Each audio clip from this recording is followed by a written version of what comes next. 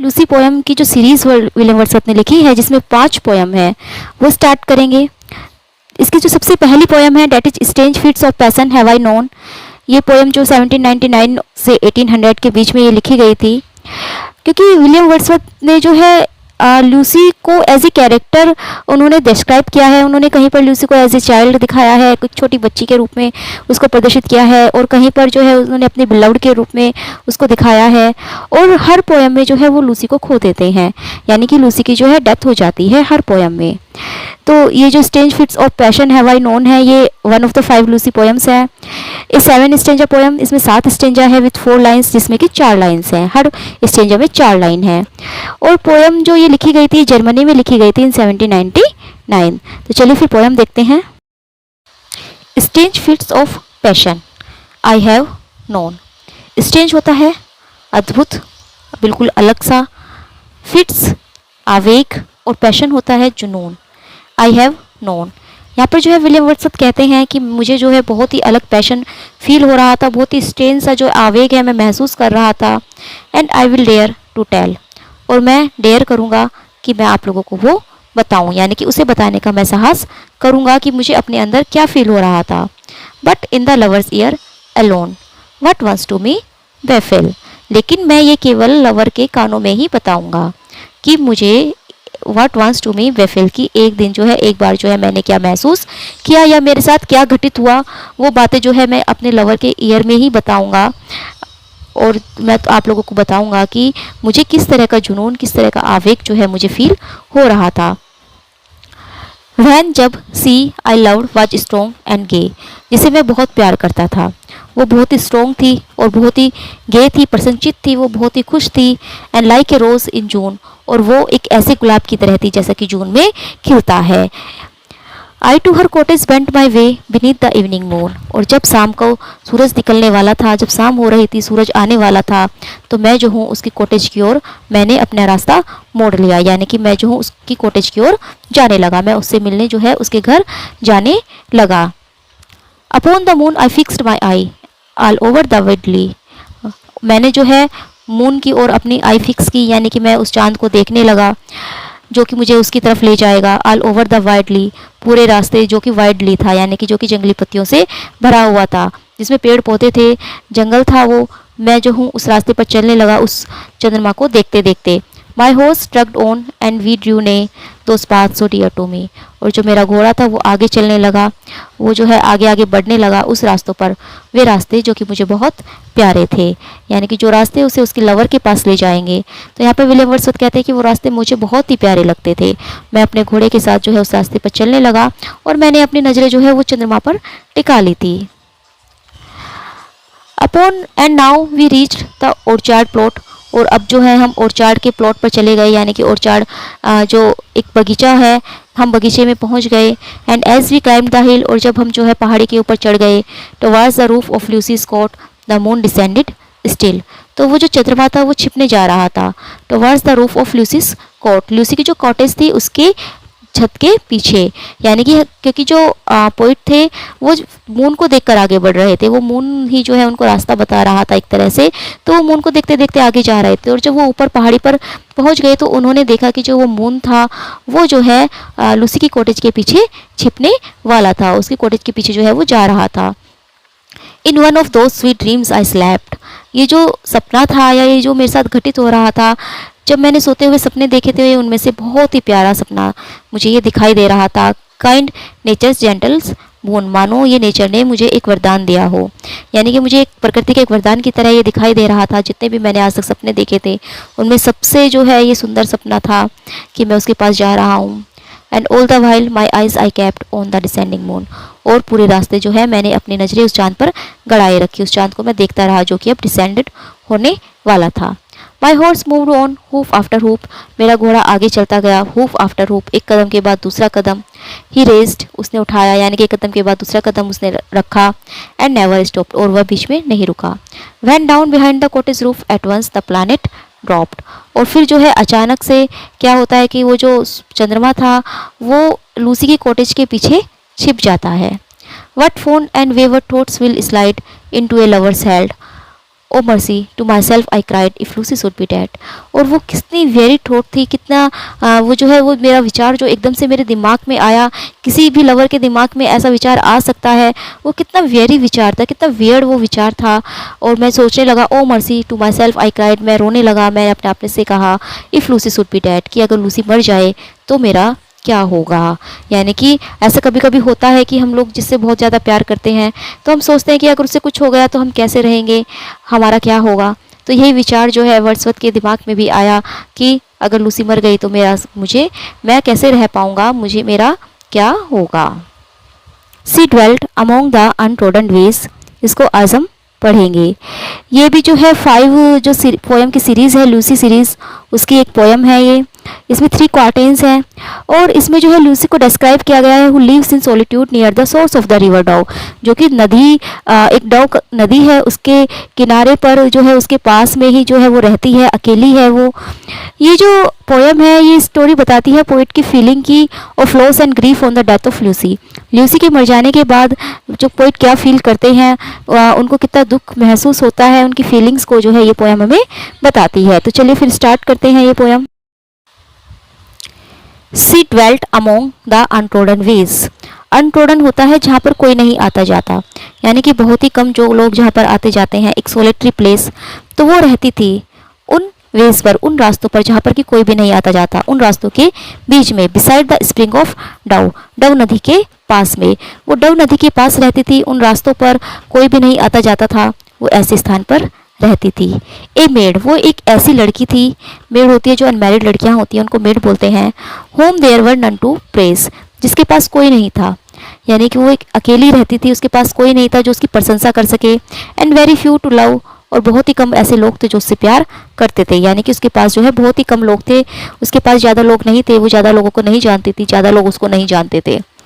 A violet by ए मोसी stone, वो एक वॉयलेट की तरह थी एक मोसी स्टोन पर, यानी कि चट्टान जिस पर कि बहुत सारी काई जम जाती है और उसके पास कोई छोटा सा फूल खिल जाता है वॉयलेट कलर का, जो कि बहुत सुंदर होता है। लेकिन क्योंकि उस चट्टान पर काई जमी हुई है तो सब लोग जो है उसको नहीं देख पाते, तो वो उस वॉयलेट की तरह थी, हाफ हिडन फ्रॉम द आई, जो कि आंखों से आता छिपा रहता है, हम लोग उसको नहीं देख पाते। Fair as star when only one in shining in the sky, और वो उस स्टार की तरह सुंदर थी जब केवल आकाश में एक ही स्टार चमकता है, यानी कि जब केवल आकाश में एक अकेला स्टार चमकता है, एक अकेला तारा चमकता है, वो उतनी ही सुंदर थी। She lived unknown and few could know when Lucy ceased to be, but she is in her grave and O the difference to me. वो जो है अननाउन ही रही अपनी पूरी लाइफ, उसे ज़्यादा लोग नहीं जानते थे और बहुत कम लोगों को पता है वह लूसी सीज टू बी, कि लूसी की डेथ कब हुई, यानी कि जब लूसी मर गई तो इसके बारे में भी सब नहीं जानते थे, बहुत ही कम लोगों को पता था। But she is in her grave, और लेकिन क्या है कि अब वो अपनी ग्रेव में है, अपनी कब्र में है वो, and O the difference to me, और इस बात से मुझे बहुत फ़र्क पड़ता है। तो यहाँ पर विलियम वर्ड्सवर्थ कहते हैं कि उसको सब लोग नहीं जानते थे, वो अननाउन थी, वो बहुत ही जो है सोलिटरी प्लेस में रहती थी, वो एक वॉयलेट की तरह थी जो कि आंखों से छिपा रहता है, लेकिन होता बहुत सुंदर है, और सब लोग उसे नहीं जानते थे, लेकिन अब वो मर चुकी है। पोएम्स हैं, तो आज एक और पोएम्स जो है हम उनकी पढ़ेंगे। A slumber did my spirit seal. फिर शुरू करते हैं आज की पोएम। बहुत छोटी सी पोएम है ये, slumber did my spirit seal. 1799 में ये लिखी गई थी और ये पब्लिश हुई थी 1800 में, edition of lyrical ballad, second edition में। लिरिकल बैलेड का जब सेकंड एडिशन आया था 1800 में, तब जो है लूसी पोएम की सीरीज की सभी पोएम्स आई थी, यानी कि लूसी सीरीज में जो है 5 पोएम्स है, लेकिन 4 पोएम्स जो है लिरिकल बैलेड्स के सेकंड एडिशन में पब्लिश हुई थी, केवल एक पोएम उसमें पब्लिश नहीं हुई थी। It is usually included as one of his Lucy poems, ये भी जो है लूसी पोएम्स ही कही जाती है। It is the only poem of the series not to mention her name, और केवल यही एक ऐसी पोएम है जिसमें लूसी का नेम मेंशन नहीं है। उसके बारे में बताया तो गया है, लेकिन उसका नाम जो है इस पोएम में मेंशन नहीं किया गया है। ये केवल इसमें 2 ही स्टेंजास हैं, 8 लाइन है, एक स्टेंजा में जो है 4 लाइन है। राइमिंग स्कीम है इसकी ए बी, बहुत छोटी सी पोएम ये है, 8 लाइन की। और इस पोएम की जो मेन थीम है वो है इमोर्टैलिटी, यानी कि इसमें जो है लूसी को वो इमोर्टल बताते हैं। वो कहते हैं कि वो मर तो गई है, लेकिन अभी भी जो है वो पृथ्वी के हर कण में बसी हुई है। तो चलिए फिर शुरू करते हैं अपनी आज की poem. A slumbered did my spirit seal. Slumber होती है गहरी नींद, यानी कि एक ऐसी नींद जिसमें से उठा नहीं जा सकता। एक तरह से जो है death. Did my spirit seal, मेरी आत्मा को, सील माने बंद कर दिया है, मेरी चेतना को।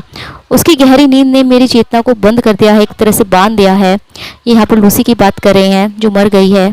तो वो कहते हैं कि उसकी जो स्लम्बर है, जो उसकी गहरी नींद है जिसमें वो चली गई है, उसको देखकर जो है मेरी स्पिरिट भी सील हो गई है, मेरी चेतना भी रुक गई है।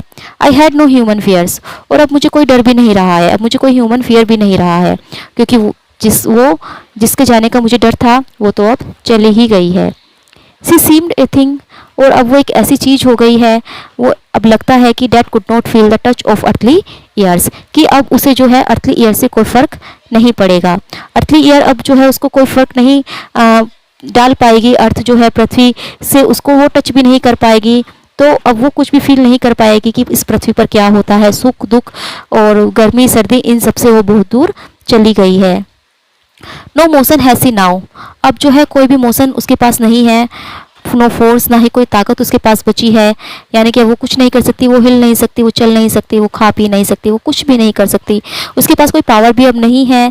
सी नाइदर हियर्स, वो ना तो देख सकती है, nor sees, sorry she neither hears, ना तो वो सुन सकती है, नोर सीज, वो ना ही देख सकती है, यानी कि उसकी जो सेंसेस है वो भी अब बंद हो चुकी है, वो भी अब काम करना बंद उन्होंने कर दिया है।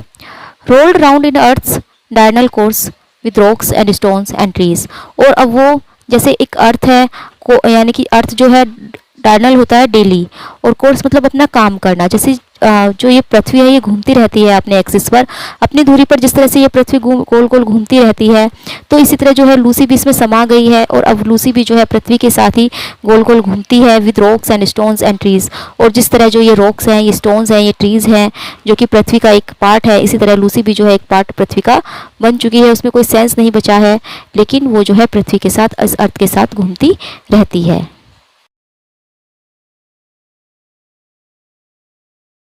हैं आज की poem 3 years she grew in sun and shower.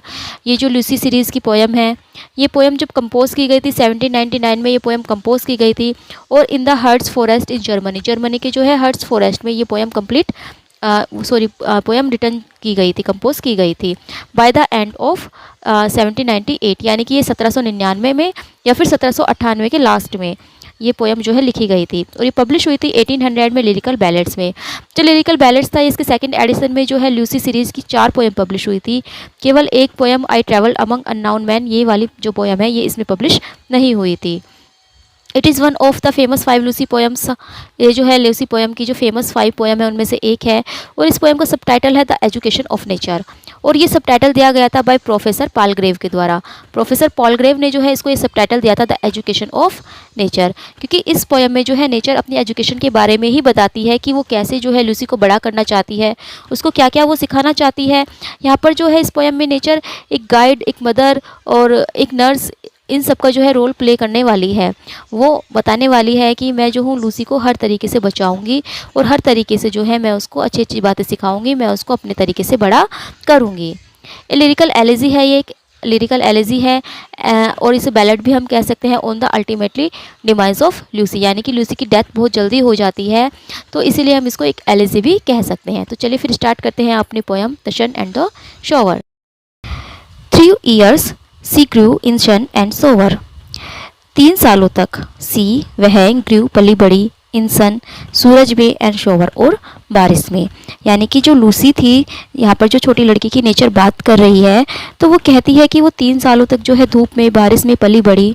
Then nature sad, फिर प्रकृति ने कहा, प्रकृति ने फिर उसको देखा जब वो 3 साल की हो गई। A lovelier flower on earth was never sown. जब नेचर ने उसको देखा तो नेचर को वो बहुत ही खूबसूरत लगी, और नेचर ने कहा कि इतना प्यारा फूल तो कभी पृथ्वी पर पहले हुआ ही नहीं, या आप कह सकते हो कि इतनी प्यारी बच्ची तो पहले पृथ्वी पर कभी किसी ने जन्म लिया ही नहीं, ये जो है पृथ्वी पर जन्म लेने वाली सबसे प्यारी बच्ची है। तो यहाँ पर जो है वो लूसी को फ्लावर से कंपेयर करती है। This child I to my self will take. तो यहाँ पर नेचर कहती है कि इस बच्ची को मैं अपने तरीके से पालूंगी, इस बच्ची को मैं अपने अंडर में लूँगी। शी शैल बी माइन, यह मेरी होगी। And I will make a lady of my oven, और मैं इसे अपने तरीके से एक लेडी बनाऊंगी, यानी कि मैं इसे सब कुछ सिखाऊंगी, मैं जो हूँ मैं इसकी मदर बनूंगी। यहाँ पर जो है नेचर वो एक मदर का रोल प्ले करने के लिए कह रही है।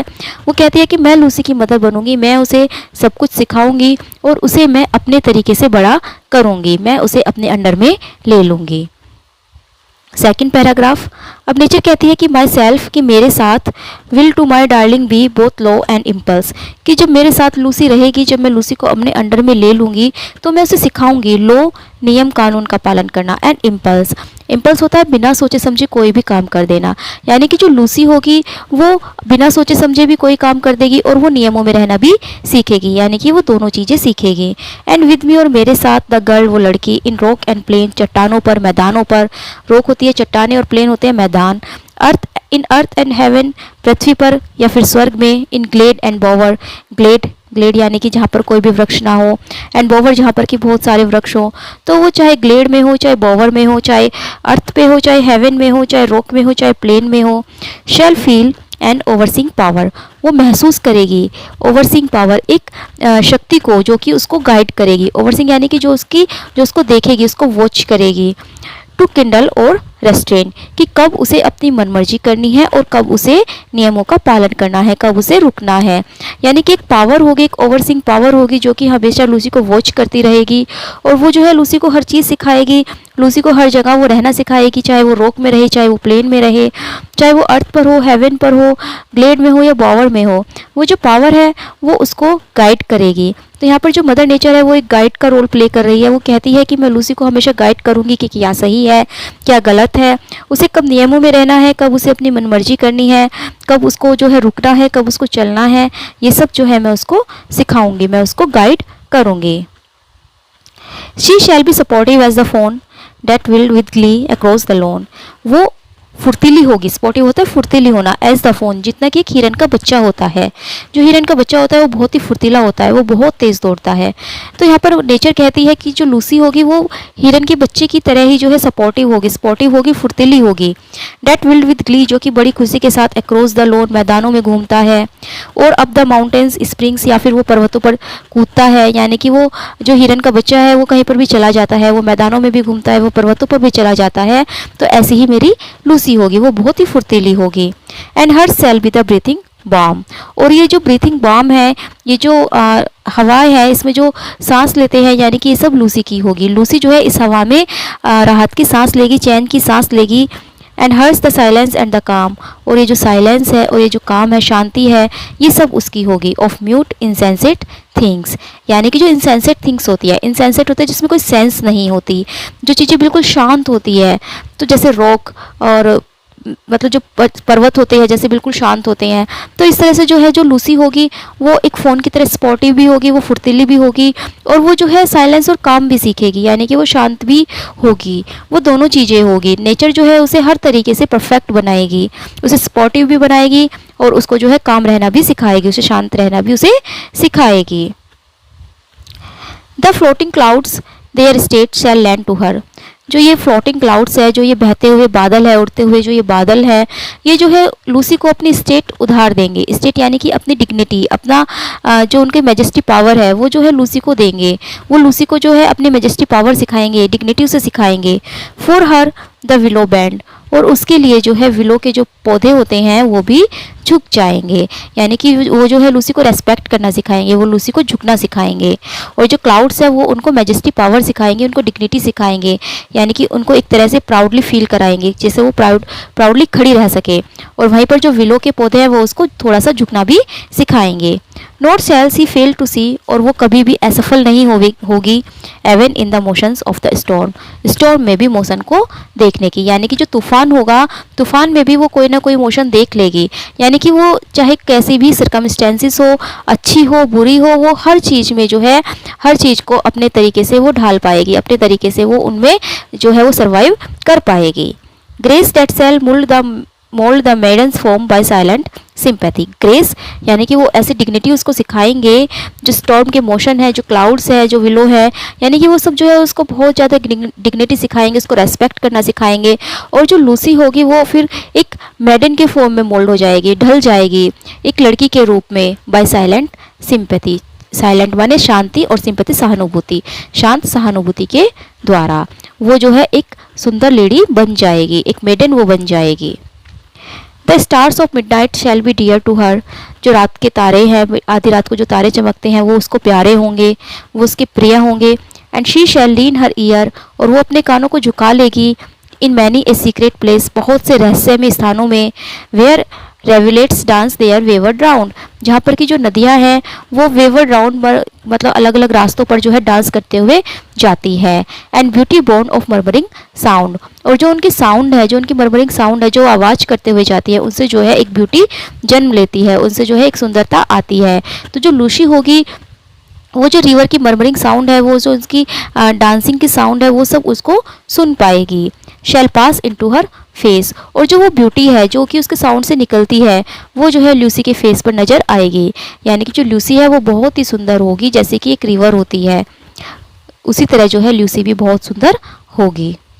And vital feelings of delight shall rear her form to stately height, her virgin bosom swell, such thoughts to Lucy I will give, while she and I together live here in this happy dell. यहाँ पर जो है nature कहती है कि ये जो vital feelings है, यानी कि पावरफुल जो फीलिंग्स है ऑफ डिलाइट, खुशियों की, डिलाइट होती है खुशी और वाइटल होती है पावरफुल, जो खुशियों की ये पावरफुल फीलिंग्स है, shall rear her form to stately height, ये जो है लूसी को एक हाइट प्रदान करेंगे, उसको जो है हाइट देंगे, उसको ऊंचाई देंगे। यानी कि एक तरह से वो नेचर जो है यहाँ पर ये कहना चाहती है कि जो लूसी को अपनी हाइट, अपनी ब्यूटी और उसको जो अपने मतलब जितने भी क्वालिटीज़ है वो सब नेचर से ही मिलेगी। जो रिवर है वो उसके फेस को ब्यूटी देगी, और जो डिलाइट की जो फीलिंग्स है वो जो है उनको लूसी को हाइट देंगे। Her virgin bosom swells, such thoughts Lucy I will give, और उसकी जो ब्रेस्ट है जब तक वो उभर नहीं जाती, इसका मतलब है कि जब तक कि वो एक पूर्ण रूप से जो है एक औरत नहीं बन जाती, तब तक जो है मैं उसको such thoughts to Lucy I will give, मैं उसको बहुत सारे विचार दूंगी, अच्छे अच्छे विचार जो है मैं लूसी को दूंगी। While she and I together live, जब तक कि वो मेरे साथ रहेगी, जब तक मैं और लूसी एक साथ रहेंगे। Here in this happy dell, इस खुशी की डेल में, इस खुशी वादियों में, इन हसीन वादियों में जब तक मैं लूसी के साथ रहूँगी, लूसी और मैं एक साथ रहेंगे, तो मैं उसको बहुत सारे थॉट्स, बहुत सारे मैं विचार उसको दूंगी। दस नेचर स्पेक, और अब जो है नेचर बोलती है द वर्क वाज डन, कि मेरा काम खत्म हो गया है। How soon my Lucy's race was run, मेरी जो लूसी थी उसकी रेस, उसकी लाइफ की जो रेस थी वो कितनी जल्दी ख़त्म हो गई। इसका मतलब है कि लूसी की यहाँ पर डेथ हो गई है, तो वो कहती है कि लूसी ने अपनी रेस कितनी जल्दी पूरी कर ली। सी डाइड, वो मर गई। एंड लेफ्ट टू मी, और मुझे छोड़ गई। दिस हीथ, दिस काम एंड क्वाइट सीन, और मेरे लिए क्या क्या छोड़ गई, ये हीथ, ये काम और ये क्वाइट सीन, ये बिल्कुल शांत scene. The memory of what has been and never more will be, और उस की चीज़ की यादें जो कि हुई थी, यानी कि जो घटित हुई थी उन सब की यादें, and never more will be, और जो कि आगे कभी भी नहीं होगी, उन सब की यादें जो है लूसी मेरे लिए छोड़ गई, और वो बहुत जल्दी जो है यहाँ से चली गई, उसकी जो है बहुत ही जल्दी मृत्यु हो गई। तो चलिए फिर स्टार्ट करते हैं अपनी आज की poem I travel among unknown man. ये जो पोयम है ये लिखी गई थी 1801 में, 1801 से 1807 के बीच में। ये जो पोयम थी ये लास्ट लूसी पोयम थी, और ये सेकंड एडिशन जब आया था लिरिकल बैलेड्स का, ये उसमें पब्लिश नहीं हुई थी। It was first published in poems in 2 volumes in 1807, और ये पहली बार कब पब्लिश हुई थी, ये पोएम इन 2 वॉल्यूम्स 1807 में पब्लिश हुई थी। ये लिखी 1801 में गई थी और 1807 में ये पब्लिश हुई थी। वर्ड्सवर्थ ने जो है इसे लिखा था after travelling abroad for some time, जब वो कुछ टाइम के लिए अब्रॉड चले गए थे, इंग्लैंड से वो बाहर चले गए थे, तब जो है उन्होंने इस पोएम को लिखा था। उसके बाद जब वापस वो लौटकर आए थे तो उन्होंने वहाँ पर जाकर क्या फील किया था, क्योंकि वो जो विदेश गए थे तो उन्हें जो है अपनी मदरलैंड की याद आई थी, उन्होंने इंग्लैंड को वहाँ पर जाकर बहुत मिस किया था। तो वो उसी चीज़ों को जो है विलियम वर्ड्सवर्थ ने यहाँ पर डिस्क्राइब किया है, और इसी के साथ साथ उन्होंने जो है लूसी के बारे में भी बताया है, और लूसी की जो अपीयरेंस है वो हमें सेकेंड हाफ में देखने को मिलती है। जब पोएम का सेकेंड हाफ आता है, जो लास्ट के 2 पैराग्राफ हैं, उसमें जो है हमें लूसी की अपीयरेंस देखने को मिलती है। वहाँ पर जो है विलियम वर्ड्सवर्थ लूसी के बारे में बात करते हैं। तो चलिए फिर स्टार्ट करते हैं अपनी poem. I travelled among unknown man, I travelled मैंने यात्रा की, अमंग बीच में, अननोन मैन अनजान आदमियों के, इन लैंड्स धरती पर, बियॉन्ड द सी, समुद्र से परे। यानी कि यहाँ पर जो पोइट है वो अपनी यात्रा के बारे में बताते हैं कि जब उन्होंने इंग्लैंड से बाहर यात्रा की थी, वो जब इंग्लैंड से बाहर गए थे समुद्र के रास्तों से, तो उनके साथ जो है बहुत से अनजान लोग थे, बहुत से देशों में उन्होंने यात्रा की थी, तो अलग अलग देशों के लोगों के साथ उन्होंने यात्रा की, अलग अलग देशों में वो गए और अलग अलग देशों के लोगों से वो मिले थे। Nor England did I know till then what love I bore to thee. और यहाँ पर पोइट कहते हैं कि इससे पहले मुझे नहीं पता था, वो इंग्लैंड को एड्रेस करके कहते हैं, वो अपनी मदरलैंड को एड्रेस करके बोलते हैं कि इससे पहले मुझे नहीं पता था कि मैं तुमसे कितना प्यार करता हूँ। यानी कि मैं अपनी मदरलैंड से कितना प्यार करता हूँ, मुझे अपने देश से कितना प्यार है, ये मैं अब तक नहीं जान पाया था जब तक कि मैंने दूसरे देशों में यात्रा नहीं की। क्योंकि जब मैं दूसरे देशों में गया तब मुझे पता चला कि मुझे अपनी मदरलैंड से कितना प्यार है, तभी जो है मुझे अपनी मदरलैंड की जो है इम्पोर्टेंस समझ में आई। फिर वो कहते हैं कि this is past that melancholy dream. वो जो है इस यात्रा को पास्ट बताते हैं। वो कहते हैं कि ये बहुत ही दुखद सपने की तरह था, और वो कहते हैं कि नोर विल आई क्वाइट दाई शोर, कि अब मैं कभी भी तुम्हारे शोर को नहीं छोड़ूंगा, मैं अब कभी भी इंग्लैंड से बाहर नहीं जाऊंगा। वो कहते हैं कि मतलब यहाँ पर जो है पोइट का कहना है कि जब वो दूसरे देशों में यात्रा कर रहे थे तो वो उसको एक सपने की तरह बताते हैं। वो कहते हैं कि एक मेलंकली ड्रीम था, दुखद सपना था ये, और आज के बाद मैं कभी ऐसा नहीं करूँगा। ए सेकेंड टाइम, यानी कि दोबारा, मैं दोबारा कभी भी तुम्हारे तट को छोड़कर नहीं जाऊँगा, दोबारा कभी भी मैं इंग्लैंड से बाहर नहीं जाऊँगा। फॉर स्टिल, क्योंकि still I seem to love the more and more, क्योंकि मुझे अब ऐसे लगने लगा है कि मैं तुमसे और भी ज़्यादा प्यार करने लगा हूँ। यानी कि वो अपनी मदरलैंड से और भी ज़्यादा प्यार करने लगे हैं। यहाँ पर ये पोइट जो है इंग्लैंड को कह रहे हैं। Among Dai mountains did I feel the Joy of my desire. अब वो बताते हैं कि वो इंग्लैंड से प्यार क्यों करते हैं, इंग्लैंड में जो है क्या क्या यादें जो है इंग्लैंड की उनके साथ जुड़ी हुई है। तो वो कहते हैं कि अमंग दाई माउंटेन्स, कि तुम्हारे पर्वतों के बीच में डिड आई फील, मैंने फील की थी, मैंने महसूस की थी the Joy of my desire, अपनी डिज़ायर के आनंद को, अपनी इच्छा के आनंद को। यानी कि ये जो तुम्हारे माउंटेन्स हैं, ये जो तुम्हारे पर्वत हैं, इन्हीं के बीच में तो जो है मैंने एंजॉय किया था, मेरी जो इच्छाएं यहाँ पर जागृत हुई थी और मैंने उनका आनंद लिया था।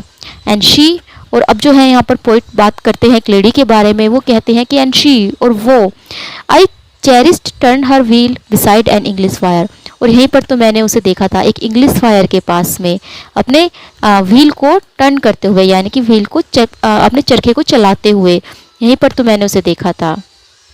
अब वो किसकी बात कर रहे हैं, वो बात कर रहे हैं ल्यूसी की, जिसको कि उन्होंने यहाँ पर देखा था। तो फिर वो कहते हैं दाई मॉर्निंग सोड दाई नाइट कंसील, कि जो तुम्हारी सुबह थी उन्होंने दिखाया था, और जो दाई नाइट्स, और जो तुम्हारी रातें थी उन्होंने जो है छिपाया था। कंसील्ड होता है छिपाना और शो होता है दिखाना। द बोवर्स, उस बोवर्स को, उस जगह को, वेयर लूसी प्लेड, जहाँ पर कि लूसी खेलती थी। यानी कि जब सुबह होती थी तो सुबह हो जाती थी तो उसकी बोवर नज़र आती थी, लेकिन जब रात होती थी तो वहाँ पर कुछ भी नज़र नहीं आता था। तो लूसी जहाँ पर खेलती थी उन बोवर्स को, उन जगह को सुबह ने दिखाया था और रातों ने छुपाया था। एंड दाइन two is the last green field, और तुम्हारे ही जो है ये लास्ट ग्रीन फील्ड थे, ये आखिरी जो है हरे मैदान थे। डेट लूसीज आइज सर्वेट, जो कि लूसी की आंखों ने देखे थे। यानी कि जब लूसी की डेथ हुई थी तो उसने मरने से पहले जो सबसे लास्ट चीज़ देखी थी वो तुम्हारे ही ग्रीन फील्ड थे। तो इसीलिए जो है पोइट यहाँ पर कहते हैं कि मैं तुमसे बहुत प्यार करता हूँ, क्योंकि वो अपनी उसी मदरलैंड को वो कह रहे हैं, क्योंकि यहीं पर जो है लूसी रहती थी और लूसी जो है यहीं पर मरी थी। जब लूसी मरी थी तो सबसे लास्ट चीज़ भी उन्होंने यहीं के ग्रीन फील्ड को देखा था। और इन्हीं माउंटेन्स के बीच में जो है विलियम वर्ड्सवर्थ जो है कहते हैं कि उन्होंने लूसी को पाया था, लूसी को उन्होंने देखा था चरखा चलाते हुए। तो इसीलिए जो है वो अपनी मदरलैंड से बहुत प्यार करते हैं, और अब वो कहते हैं कि अब वो कभी भी अपनी मदरलैंड को छोड़कर कहीं नहीं जाएंगे।